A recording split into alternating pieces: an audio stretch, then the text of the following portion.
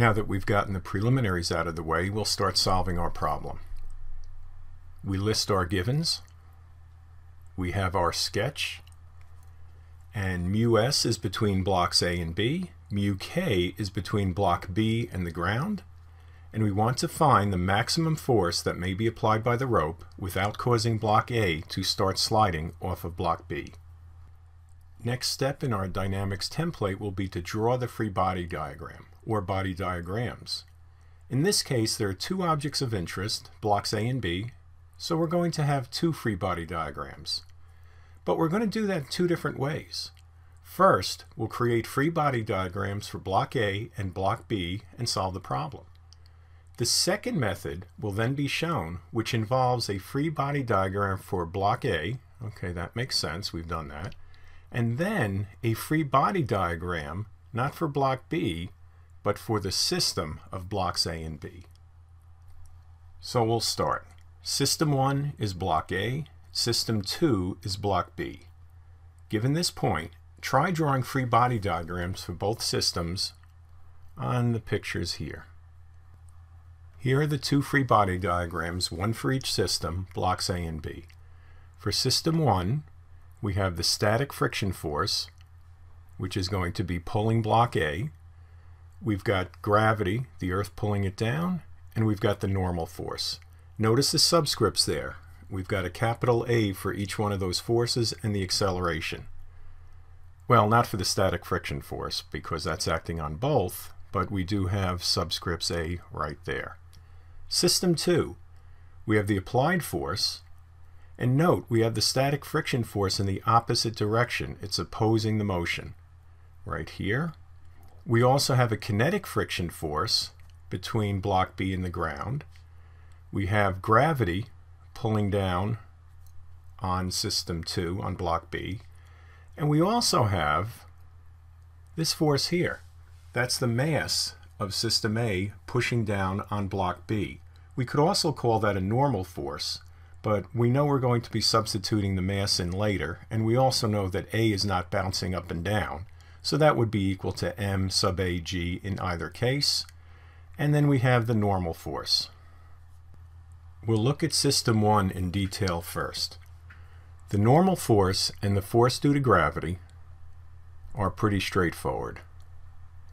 Gravity pulls down on block A, and then block B exerts an upward normal force on block A. Again, note the additional subscript on the normal force. That's to distinguish it from the normal force acting on System 2 or block B. We also have the acceleration here, and the subscript goes there also. But what of the static friction force? Why is it pointed to the right?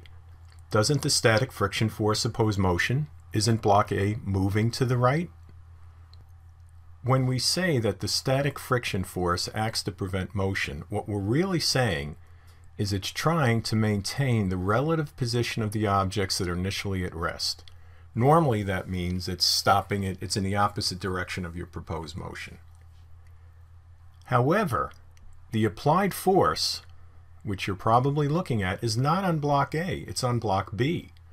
And for block A to maintain its position relative to block B, as block B is moving to the right, the static friction force acts to the right. It wants to keep block A in the same relative position.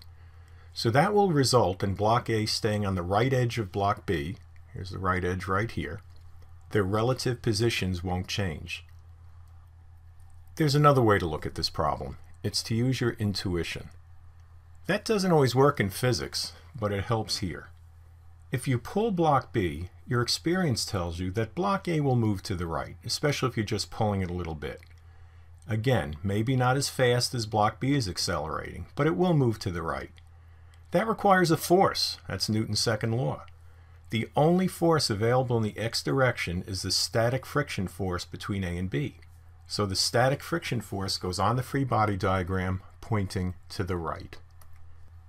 Time for System 2, block B. Block A exerts a force of mag on block B. All right, that's here. Sometimes books will just show that as a normal force, right? Because block B is pushing up on block A is pushing down on block B.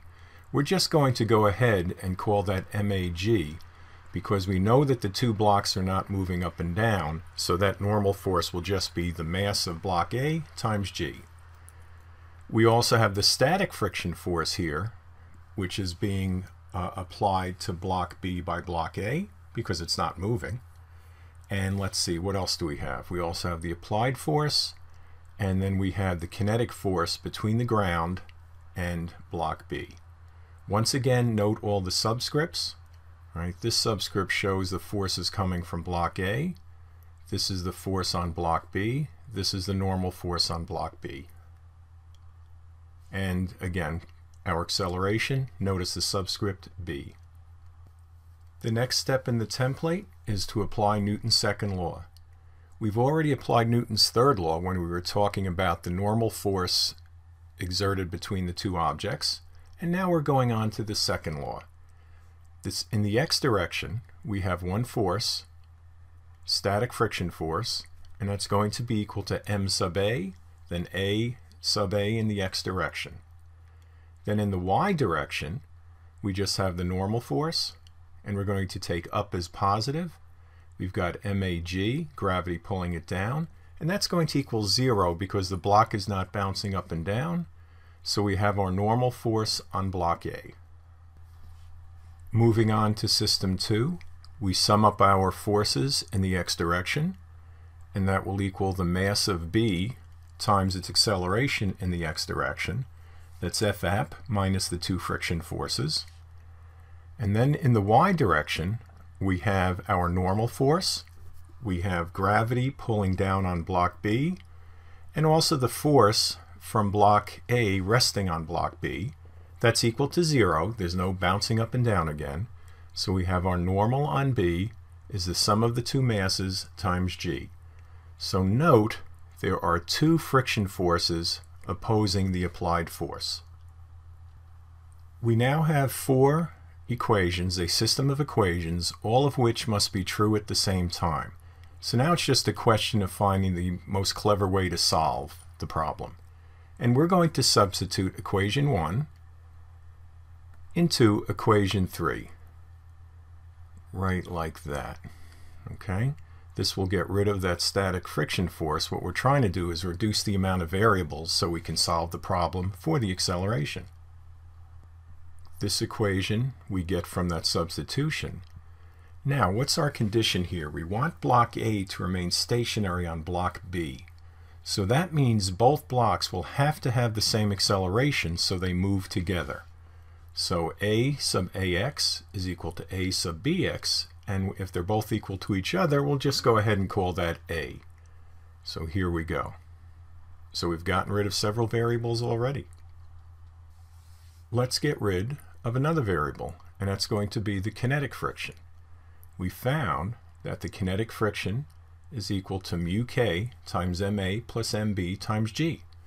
We go ahead and substitute that in, do a little algebra, and we have our acceleration right here. Another condition for block A not to slide on block B is it needs to remain at rest relative to block A.